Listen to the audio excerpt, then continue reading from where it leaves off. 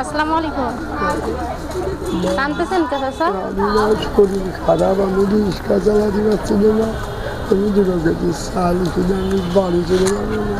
রিক্সা চালাতে পারছেন না? আপনাদের পার রিক্সা? শরীর অসুখ, আমি গাড়ি চালাতে পারছি না।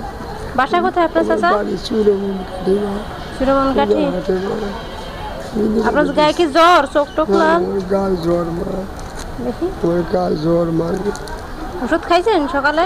না, আমি ওষুধ খাইনি, ওষুধ কিনতে পারিনি। ওষুধ কিনতে পারেননি?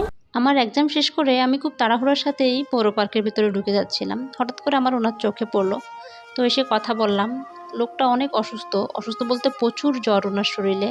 উনি রিক্সা চালায়, ওনার ফ্যামিলি আছে। তো আজকে এত জ্বর যে উনি রিক্সা চালাইতে পারতেছে না, খুবই কান্নাকাটি করতেছে। তো আমি এসে কথা বলার পরে জানতে পারলাম যে উনি আসলে রিক্সা যদি না চালায়, ইনকাম করে না নিয়ে যায় বাসায়, তাহলে ঘরে যে চাল কিনবে বা বাজার করবে এরকমের কোনো টাকা ওনার কাছে নেই। অথবা যে উনি ভাড়ায় রিক্সা চালায়, এই ভাড়া যে দিবে মালিককে, রিক্সাওয়ালা মালিককে, সেই টাকা পর্যন্ত ওনার কাছে নেই। এর জন্য উনি কান্নাকাটি করতেছে। উনি কয়েকবার বলছে যে আমি যেন ওনার রিক্সায় উঠি, বাট আমি পৌর পার্কে ঢুকে যাচ্ছিলাম, আমি আসলে ওনার রিক্সায় কেন উঠবো? তো বিষয়টা হচ্ছে আমি ওনার কাছে শুনতেছিলাম। পরে আমি ওনাকে কিছু টাকা দেই, 500 টাকা দেই, কারণ আমার কাছে আর টাকা ছিল না। আমি পরীক্ষা দিতে আসছিলাম, তো ওইভাবে পার্স ব্যাগ কিছুই আনি নাই। আমার হাজব্যান্ড আমাকে 500 টাকা দিছিল পরীক্ষা দিতে আসার সময়, যে তুমি কিছু খেও, পরীক্ষা শেষ করে বেরোয় কিছু ফাস্টফুড টাস্টফুড কিছু খাও, বা ফ্রেন্ড সার্কেল থাকলে তাদের নিয়ে খাও। তো আমি ভাবলাম যে আমি একদিন ফাস্টফুড না খাইলেও চলবে, 500 টাকাটা ওনার অনেক প্রয়োজন। উনি হয়তো 500 টাকা দিলে 5-6 দিন বা 7-8 দিনের চাউল কিনতে পারবে। ওনার ছেলে মেয়ে আছে, কিন্তু ওনারা এখনও কর্ম করা শিখে নেই, বাসায় স্ত্রী আছে।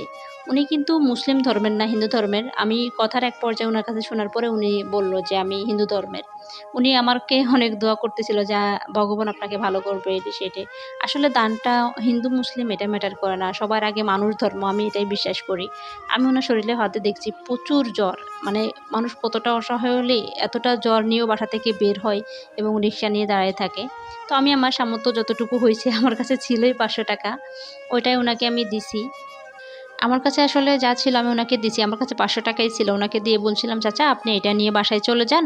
আপনার রিক্সার ভাড়া যা হয় ওনাকে দিয়ে দেন, রিক্সাওয়ালা মালিককে দিয়ে বাদবাকি টাকা নিয়ে আপনি বাজার করে আপনি বাসায় চলে যান। আপনি আর কোনো আজকে টিপ মারেন না।